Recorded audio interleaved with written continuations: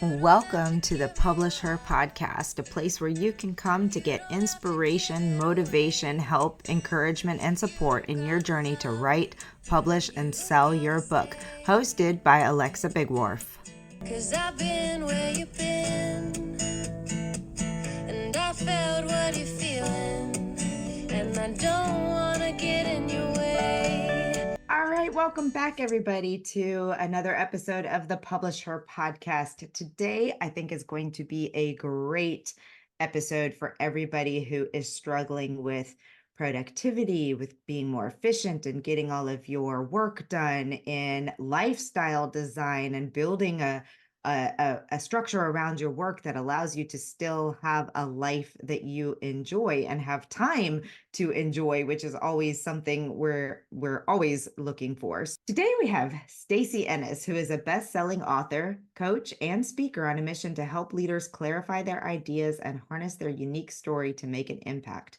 Along with being a founder of Nonfiction Book School, an accelerated author program, her background includes ghostwriting for a Nobel Prize winner in medicine and leading as executive editor of Sam's Club's Healthy Living Made Simple, a publication that reached around 11 million readers. Wow.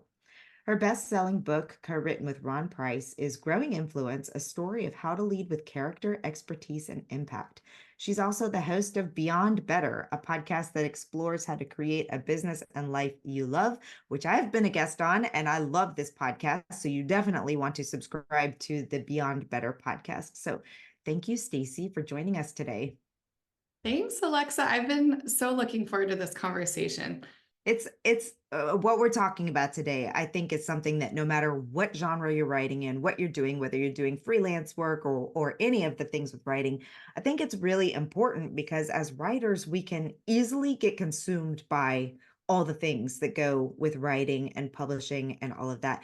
And your story is so intriguing to me because, well, I have envy of your situation. We'll talk about it later in the podcast, but she moved her family to Thailand and then to Portugal and truly embodies this digital nomad, I guess, if you will, kind of life, creating the life you want and where you want it and having all of that around it. So I personally am looking forward to benefiting from all of this, but let's start out with the very, very basic question of time and productivity, because I know one of the common complaints that I hear from people in our community is, how in the world am I supposed to write my book when I'm also supposed to be marketing it and growing an email list and getting out and doing in-person events and going on podcasts and running ads and doing all of the things? So how do we, you talk about a time blocking and energy management that can help you 4 times your productivity and free up more time for rest. So one, how did you come up with this system? And then we can dig into how it works. Well, I would say coming up with the system was a lot of trial and error, but also learning from neuroscientific principles of flow and productivity. The biggest tenet of the work of what I teach the authors that I get the honor of guiding on their book writing journeys is around creating repeatable, consistent time for essentially for deep work and really being hyper protective of that time. Calendaring it out, understanding the rhythm of the week your ideal week, the ideal day that you want to have, building a vision and a plan for your time based on what we know about how our brains work. And a lot of that too, I think really has to do with not just some of those principles around energy and flow, energy, not from a woo sense, more from a like physicality and brain power sense.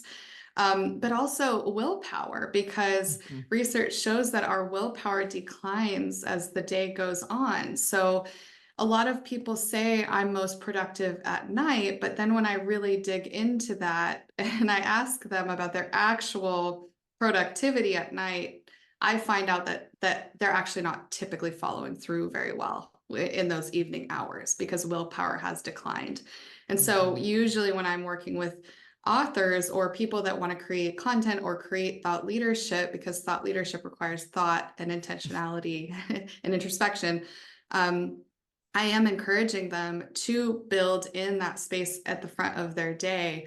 And then if you still feel energy in the evening, go for it, create some more. But having that consistency and that discipline of showing up regularly in that window of time, you also form new neural pathways that teach your brain to start expecting that access of flow. So I think that's super important. The other piece that we could certainly talk about in relation to all of this is outsourcing, because Mm. I think we don't talk about that enough. I think that, early on in my own journey, I remember sitting in it was actually a women's leadership conference. It was in person. Gosh, this was probably 8, 9 years ago. It's a long time ago. And yeah, it must have been because my daughter was very young at the time. She's 11 now. So it must have been like 9, 10 years ago, actually. And I remember listening to this woman, speaking to our group, and she was talking about like, get a house cleaner. Here's some things that you should hire. And I remember sitting there and going, well, that's easy for you to say. I don't have money to hire that. And now I look back on that and I wish that I understood what actually outsourcing could do for my life. So there's that piece of it too, which is a little different than what you asked, but I feel it's such an important topic, especially for women. No, I think that's a great topic because, well, you did a workshop for us last year, and you talked about this calendar management and all of those types of things, and the concept that you just described of keeping those hours really, really tight to that. But when you talk about those things, the house needing cleaned, the kids needing to go to school and back from school, my daughter's in volleyball and soccer, so there's not a day of the week that we're not either going to pick her up from practice or going to a game or going to a tournament or all of those types of things. It gets very difficult to protect the time and to say, okay, I have it in my calendar that Fridays from, you know, 11 to 3, I'm going to be writing, but then all the other stuff of life happens. And now all of a sudden, because I didn't have time Monday through Thursday, I have to do other things that I wanted to do. And that, how do you get to the point where you're actually able to protect that time and do those things so that you stick to that writing time? I think a lot of times it starts with lowering the bar of what success means. I think Oh, we build it so high in our heads of, to write this book, I need to have 1 to 2 hours set aside 4 days a week. Yes, that's great. That's ideal. And that is what I get my clients and students to eventually. But starting from 0 to an hour of time a day is a really high bar to set for oneself. So, and I had somebody write me on my email list a while back who had this dilemma. They were, it was a man. He was saying, I really want this, but I'm really struggling to follow through on this commitment to myself. And I wrote him mhm. back and I said, okay, try this. Just go for 10 minutes. Just see if you can hit 10 minutes. And he wrote me a couple weeks later and he's like, okay, I did it. He'd written like a couple chapters of his book at that point. And I think Wow. sometimes it's just it's that like getting started of accessing the thing that you want to do and making that like not having cognitive dissonance around this goal, these behaviors you want to have and what you're actually doing in your life. It builds that trust. And then sometimes you find that, okay, I set aside 5 minutes or 10 minutes and that's my bar of success today. If I get 10 minutes to sit down and write 3 sentences down, I've worked on my book and I'm good with that. And I'm going to consider this a success. Interestingly, people usually find that it extends well beyond that, and somehow their day still works. It's Mhm. still, everything ends up still happening. I think part of that is because when we feed ourselves through these activities that nurture our creativity, nurture our focus, this is such a big piece that and I do this too. I have to check in with myself all the time because I go through these periods where I am not harnessing my focus in a way that is serving me. I'm checking my email too much, or I'm looking at social media too often, or I'm not reading a book at the moment. Like some not at this moment, but I have those periods where I fall out as well. And so that's the other piece, is when you are really nurturing focus in your life, everything else in your life improves because you are nurturing that focus and you're able to get more done. You're able to get more done, not to then go get more other things done. You're able to get more done so that you can have more life. I mean, that's what's the Yeah. point of all this if we're not making space to live. Exactly, and that's where I find myself often stuck, is that I tend to be one of those people that just keeps adding things to my calendar, and adding things so that any of the time that I have protected for doing my writing or my own book marketing often gets thrown out. And I think you're right, going back, it's a prioritization thing, but sometimes it's hard to put it as a priority when you're working, or you have the family obligations and things that have to be done. And for me, that's what been one of the biggest struggles, is how to make that, because in the beginning we're often not making money from our writing, or making, it's a long process from the time we start that book until the time it becomes part of our revenue streams, or all of those. So I find myself constantly stuck in this hamster wheel of of the hustle culture, of constantly hustling to, like, okay, I've got to bring, I've got to create this program, I've got to do this so that I have the money coming in so that I can write my book, except for I get so busy in the hustle that the book writing never happens.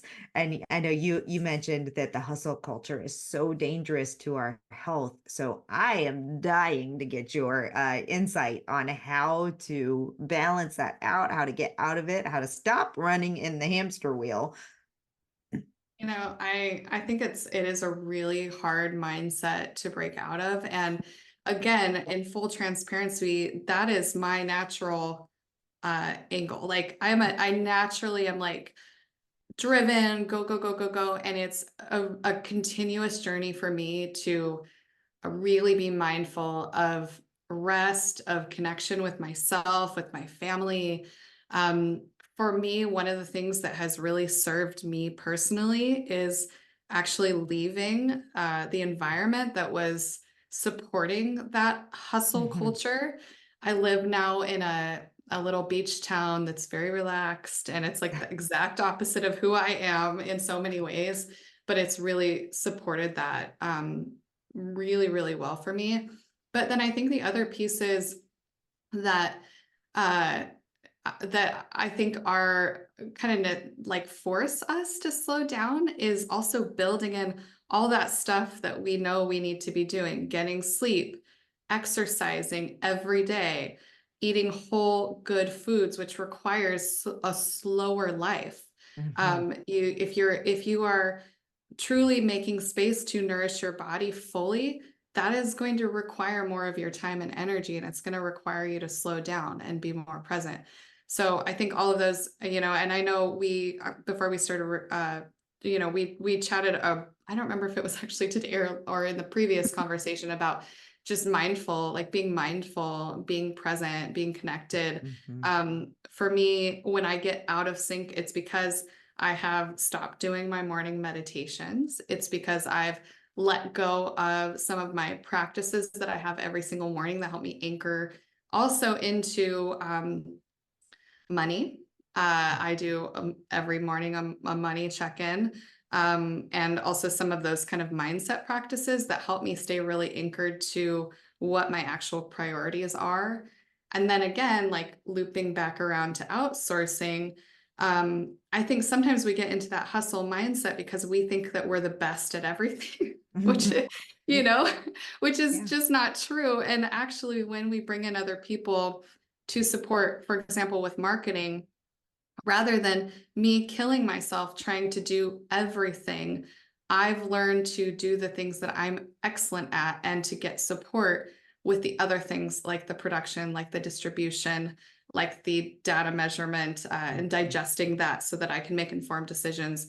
Some of those pieces that are, on a practical sense, like help me actually let go, and because somebody else is doing a better job at it because they have the focus on it. Yeah, I think a lot of times it comes down to budget too. There's so many authors who are like, oh, I can learn how to do that. I don't have the money to pay somebody else to do it right now, so I can learn how to do that. And I know because I was in that position.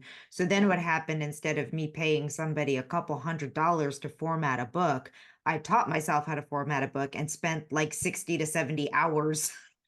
Like it just wasted time. And when you think to yourself, I like your money check in too, because I think if you come back and you say to yourself, okay, if I spend 60 hours, which if you're trying to learn how to format a book in InDesign, you will in the beginning, learning this instead of paying somebody else $200 to do it or whatever the price may be, how much am I losing by being so, committed or stubborn, if you will, on doing that myself so that I don't have to outsource it. So I do think that the outsourcing piece, sometimes we have to get out of our own way and just say, this is an investment in my business. This is an investment in my process, and it's in the long run going to save me so much time, which will make me more money because I can write the book in that time and I can do those things. Um, so yeah, I think those are such valid and valuable points. I hope anybody listening to this that's kind of in that space where they're trying to make decisions on where to spend their money. Cause I know that too. I mentioned earlier that story where I was like, okay, lady, you don't know my life. right, That was my response. But, I think once you start to see that when you step into your area of excellence, that really enables all of the things to happen. And that drives more money, right? Because right, I'm so much better off using my time to meet with a potential client or do an interview or create content for my own platform than I am editing the video and posting it on Instagram. That doesn't right, make sense, right? right. But until we talked about money, until you really understand your numbers and what Mhm. your time actually means and where your value is best spent, it's hard to also make those decisions because then you're just looking at what things cost rather than what Right. that return is. Yes, that is such a great point. And I don't know, because when I started, I had zero budget, so I also can appreciate the people that are there. And in that situation, sometimes you do have to bootstrap the things yourself and take the time to do them until you can get to a place. But I tell you what, when I was finally able to bring on an admin assistant just to help me with some of the stuff that was taking a lot of my time. And you can find an admin assistant at a very reasonable prices. It's amazing what someone like that can do in 3 to 5 hours a week that saves you so many. It's not just those 3 to 5 hours generally. It's more than that, I found. It can have such a big impact on your productivity and what you're able to get done. It also allows you, which one of your big things is having the time to rest. And I love that you have that in your and the things that you need to do for your body and taking care of yourself. Because as creatives, as writers, as entrepreneurs, as wherever you fall in there is a direct connection between your mental fatigue, emotional fatigue, even physical fatigue, and how well you can create creatively. Yes, it's so true. I mean, there's also all the physiology there of Mhm. like, you're reducing your stress and all of that. And I think when I think about rest, to me, rest takes a lot of different forms. So rest can look like relaxing and reading a book. I'm a mom of two kids, so that's not really my reality most days. But actually my greatest rest every week is that my husband and I trade off weekend days and we each get a big huge chunk in the morning to go on a big exercise of whatever we're doing that week. So I go on a Nice. long run with a friend. It recharges my social battery. Mhm. Usually we will go to a yoga class after, do yoga at the beach or something like that, a stretch. And he goes on a big cycle, like a big ride on his bike. And so getting also just my space away from my family, as much as I dearly love them, just to be Stacy and not mom Mhm. is so big. And that is restful, even though I am sweating. Like that's my rest. So I Yeah. think just Yeah. like whatever recharges you can be considered rest. I agree 100%. And it ironically, a lot of times it is rest is physical activity. I mean, for me, going on a long walk, it recharges me far more than sitting on my couch and, quote unquote resting. It's a completely different thing for your mindset and for your body. I really want to get into talking about how you got to Portugal. But before we get into that, you have some tips for productivity, for email, social, all those types of things. Will you share those? And then let's talk about how you built this incredible lifestyle and how we can too. Yeah, I think I'll share a few of the key things that I've seen that make a really big difference for myself and for my clients. Number one is setting time limits on when you're on screens, and particularly first thing in the morning. I know I'm repeating things people hear, but I think sometimes we need reminders that we are responsible for our own attention, and that discipline of attention is, it's within our control, right? And the number of, I don't remember the stats off the top of my head, but it's a massive number of people wake up and grab their phone first thing in the morning, and they check messages, check email, like often even before you get out of bed. So a simple thing you can do is put your phone on airplane mode, so that you don't have those notifications when you wake up in the morning. They're not like bombarding you. And then, this also depends, some of this will depend on your work schedule and what's reasonable for the work that you're doing. So if you have a 9 to 5 and you do have to be on email first thing in the morning, obviously adjust as needed. But in my own personal work, my email check time is 11 a.m. or even 12 sometimes. So I protect between 7:30, 8 o'clock to about 11:30, 12 o'clock, kind of depends. Lately, I've been getting up earlier because I have a big project that I'm working on. So it's more like 7 is when I'm at my desk. But that period that is really your protected time. And, we all have different schedules. So this might mean getting up earlier, going to bed earlier, which is what I've had to do lately, even though I am a night owl. But really setting whatever that meter is that you can set for yourself, that you're like, I will not check anything that steals my attention until this time, and really honor that. And then I will not check anything that steals my attention after this time. So that could be 9 p.m. It could be earlier, later, depending on your sleep schedule. It's really important to know that the moment you start checking whatever it is, you open what I call the trap door to the brain. So when you wake up, you have an opportunity to be focused. You have a choice to be focused. But the moment you start checking, I'm just going to check this real quick. I'm just going to check and see if I got that email. You open this little side door to your brain. It's very, very, very hard to close that again. It's not impossible, but it's very hard to close it. And so what we're looking to do is limit, or I guess extend the amount of time that door is shut so that you can really be super, super focused in the morning. On that same note, this is for entrepreneurs, people that have control over their schedule. And certainly if you have some influence over your meeting schedule, you can bring this to your boss, but no meeting days, at least one a week, is, I think, really critical, that we have a full day of clear calendar where we really have a catch up. For me, that's Friday. It's a really good day because I can clear for the weekend and I can go into the weekend with, an open, like I've done the things I need to do. So that's very important. But also if you can move all of your meetings to after lunch, that is massive and huge and so great. It really makes a huge, huge difference. Now, when I tell people that, they're like, well, how's that going to work? I mean, like, how am I going to fit everybody in? Yeah, people will have to wait. And actually, I think, especially if you're a business owner listening to this, that is not a bad thing, for people to see that you are busy and that you protect your time. When I take new clients in, one of the things that I tell them is that I am very protective of my time, which means that you are not going to get an immediate response to an email.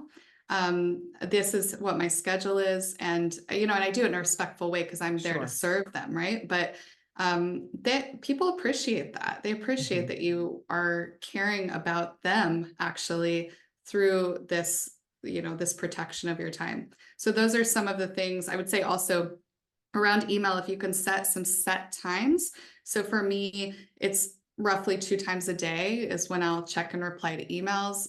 And it's around that 11, between 11 and 12, depending on my focus that day. And then it's again at the end of the workday, toward the end, not right at the end because I'm so tired and ready to get off, but around 4 p.m. for me. Mm-hmm. That's awesome. All right, so let's talk about lifestyle and having a life that you love and how you built your location independent business, because I don't know if that's of interest to everybody who's listening to this podcast, but I know that it's certainly of interest to me, and I'm moving in that direction. My partner lives an hour and a half away from me, so when I'm able to, I work from his house, things of that nature. But man, I sure would like to get to the point where it's like, I don't know, working from the beach or working from Portugal or wherever. So how did you do that? How did you wind up? I mean, you were a high school language arts teacher, and you built a six-figure entrepreneur business, and you went to Thailand and you went to Portugal. And how did it happen? How do I make it happen?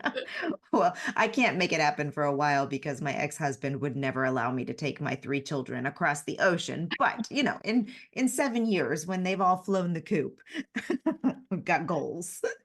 I think it's, if it is 7 years out, like this is a great place to start building that vision, right? And that's what you're already working on. I think location independence can mean different things to different people. So to me, it means that I can live and work anywhere. Mhm. And for us, that's Portugal at this time. We've been here for 4.5 years. For Wow. somebody else, it maybe they don't have aspirations to live abroad, but they also don't want to be kind of beholden to their location. They want the choice to, I have some friends that live in Montana and they go to Arizona for a couple months a year. They have a little place there. Though that is location independence, right? They can Mhm.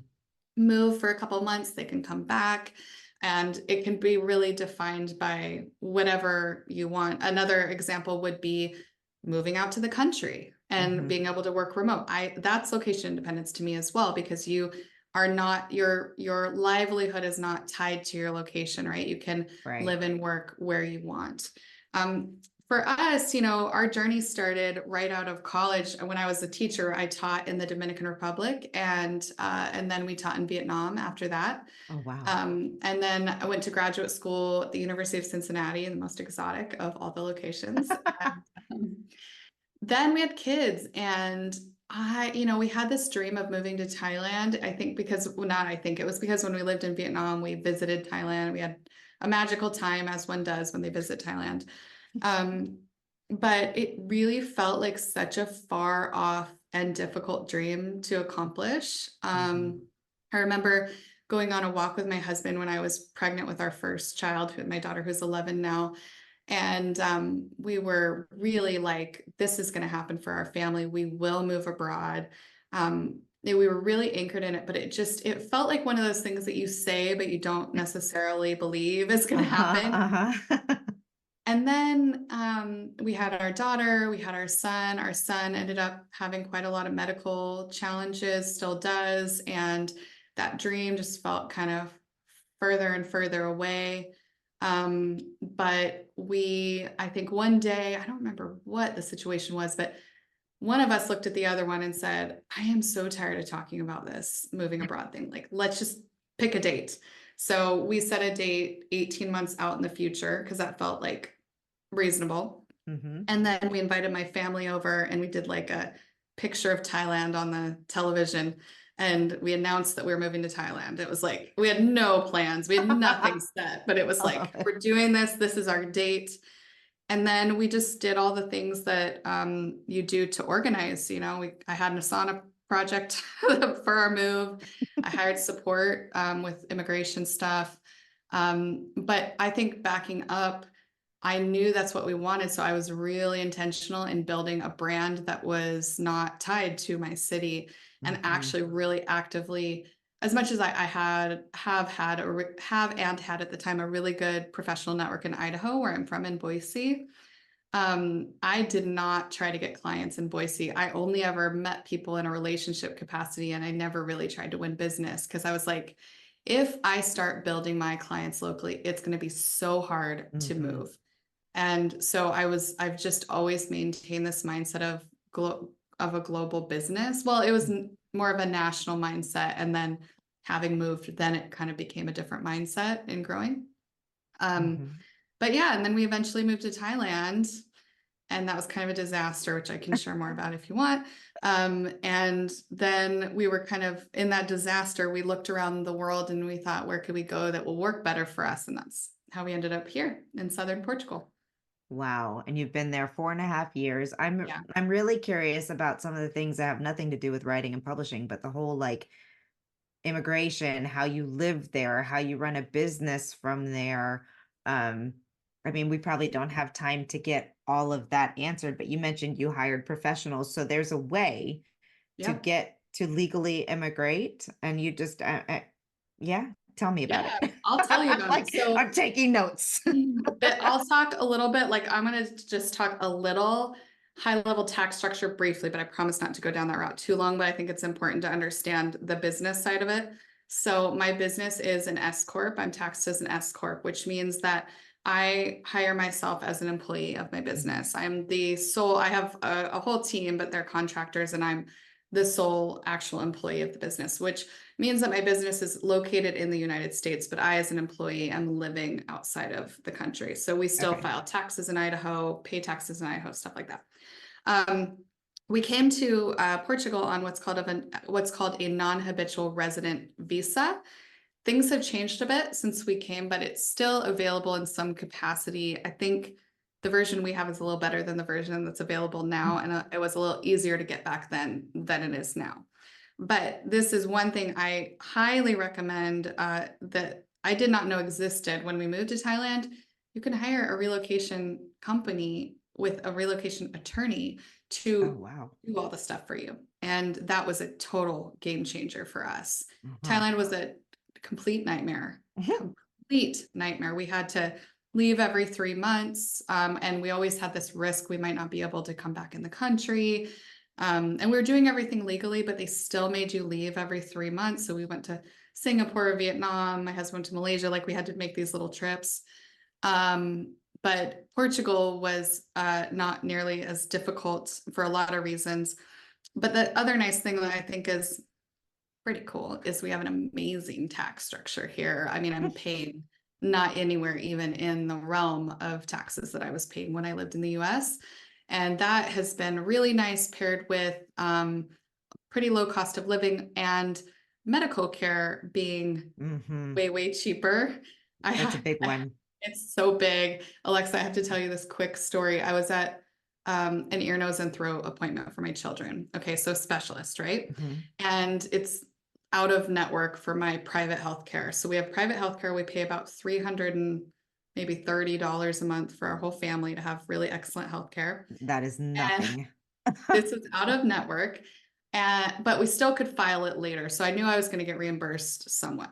Mhm. And I went to go pay, and I got the bill, and it was, how much was it? It was like 300 or something like that. Now in the US, I would have been like, Mhm. oh, nice. But I didn't even, my now European filter of this was, oh, that's really expensive. And then I had to have that, like, it was like a meta moment where I'm like, oh, you're really changing how you're thinking about this, because it's just such a different life with It medical care really here. is. Oh my gosh, we could have an entire conversation just about that from when I lived in France and really got my really saw like the difference it makes when you're on a universal healthcare program like that and how much less they pay in the long run. Like everyone's always Mhm. like, "Oh, they pay so much more taxes." And I'm like, "Yeah, but add up how much we pay just in healthcare and what they pay in taxes makes like, it's not even close, but that's an argument I'm never gonna win with anybody because we've been brainwashed here that this is the right system and it works so well for us, and yikes. But anywho, that's a whole well, maybe we should start a health podcast. Like, oh my gosh. Well, I think it's really exciting, and one of the reasons why I love this topic, I know you are an author, but you do other things as well. You have a business to the side. A lot of our nonfiction authors are the same way. They're coaches, they're doing other things. But even for the fiction authors in our community, like when you're able to get to the point where you develop a lifestyle that allows you to spend the majority of your time writing more books, which will mean more book sales, which means more money, which means you're building a lifestyle and revenue around your writing. You can write anywhere. You can do anything.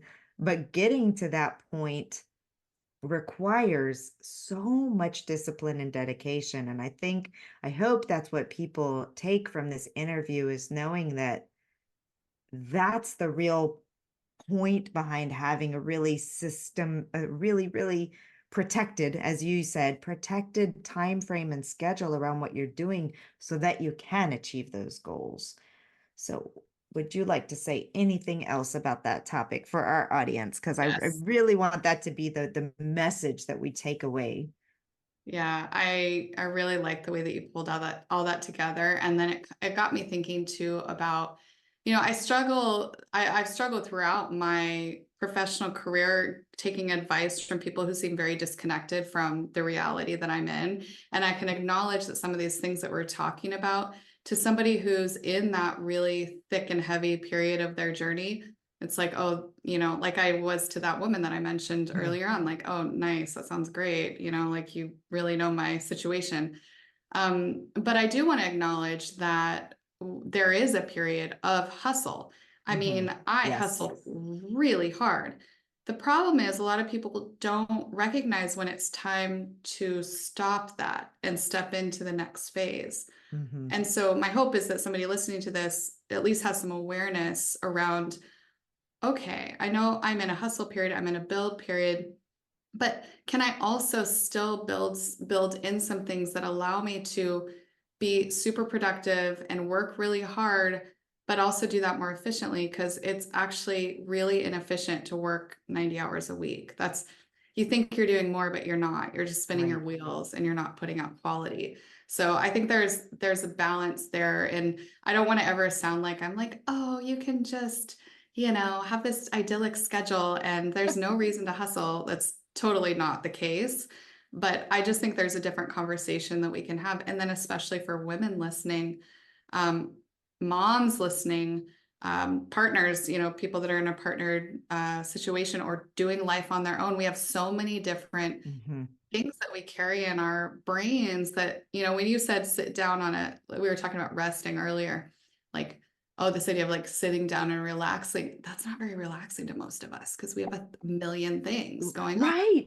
Yeah, that's so true. Like you can't rest when all you're thinking, you're like, oh my gosh, now I'm just wasting time watching Netflix when the kitchen's a mess and there's dog hair on the floor that needs to be cleaned up and I haven't made lunches yet. And I haven't done, yes, no, for me, I think that's why I really like getting out and walking, is because, and I can't do it on a treadmill because I can get off my treadmill at any point in time and go back in the house. But once Yes. I'm 3 blocks down the road, I have to at least walk those 3 blocks back, right? I can't do any of the other things.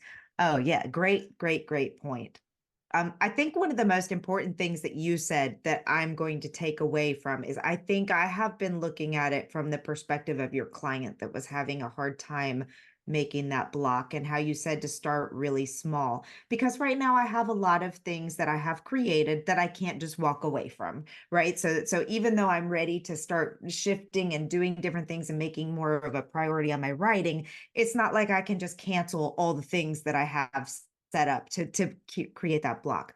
But if I can start saying, Friday's the day that I don't want to have meetings, and just slowly but surely saying no every time those things happen, every time something comes up, no, I can't do it on a Friday, but perhaps the next Monday, and slowly increasing that window of time that I have dedicated for my writing time. So if I just start with 30 minutes every Friday and saying I'm going to write for 30, because I think, well, I've created this system for myself because in our membership program we have a writing accountability session at 12:30 on every Friday for an hour. So I've given myself an hour, but I can't tell you how many times, Stacy, I wind up writing newsletters or checking email or doing all the other things. So I think first step for me is actually saying, this is the block of time that you've given. It's part of your system. Like, use it. Don't don't allow those other things to creep in.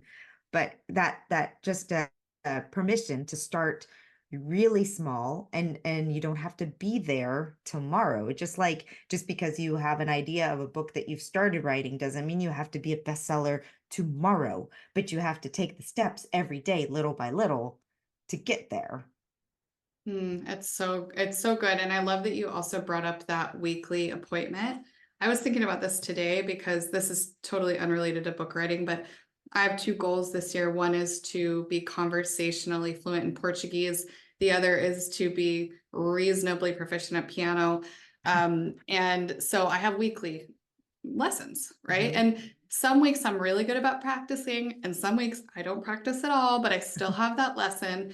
And I think building in those accountability points. So it sounds like with your membership, that's providing that for people to Mhm. have that accountability, to know that they're going to show up, and they're part of this group and this momentum. I think for anybody that's looking to achieve something, having something built that will maintain that accountability. And it doesn't often really work to just work with a friend. I just find that Right, doesn't always work so right. well. Something, especially if you put some money on that Mhm. you have you have some skin in the game, you're way more likely to follow through with that and be successful. That's how I finished my book because I was working with just two other writers and we were scheduling these accountability sessions. Can I tell you how many times those got canceled? Every One, time. like Yeah. almost every time. I think out of like 6 months, we actually met like twice. I mean, it was that bad. And then I hired a writing coach and I Yep. had to meet with her. I had to provide a chapter to her every week. And I was not going to miss that one because I hate to disappoint people, which is just a people pleasing problem, but two, because I was paying her good money. And I was like, you are not just going to pay this money just to literally set it on fire every week. So you're absolutely right. Sometimes that investment is exactly what you need to make yourself make the next step.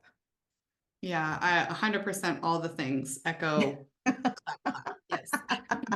Well, this has been so much fun. I always love talking with you, and your demeanor is so calm as well. It's just really lovely. Oh, And thanks. that must be the Portuguese life and It's the living next sea to a air, beach. you Oh my know. gosh. I'm telling you what, location makes such a big difference on mindset too. It's Yeah. amazing how different I feel when I'm lucky to live in South Carolina, so I'm only a couple hours away from the beach. So there are times when I do try to take just like a short weekend trip or something down, give myself little writer retreats or whatever. The mindset when you are in one removed from your own environment and two sea air seems to just make people slow down no matter where you're at. It's just calmer, it's just nice, it's beachy. Does make a big difference. So I think that's another way too. If people struggle with day-to-day time blocking, if it's possible to do like a quarterly weekend block or something like that where you can remove yourself from your environment. I don't know, I'm just spitballing here, but seems I mean, like, that sounds great. I love yeah, that. yeah, I Yeah. love it. Well, I appreciate you so much. Where can people, you've mentioned a couple, tell us what you do. You have a program for nonfiction authors and you have the podcast, obviously. So tell us all the things and where people can find you. Yeah, I run a 6 month author cohort. So I guide people from idea to draft for their nonfiction book. I love that program so much. It's just so joyful and so great.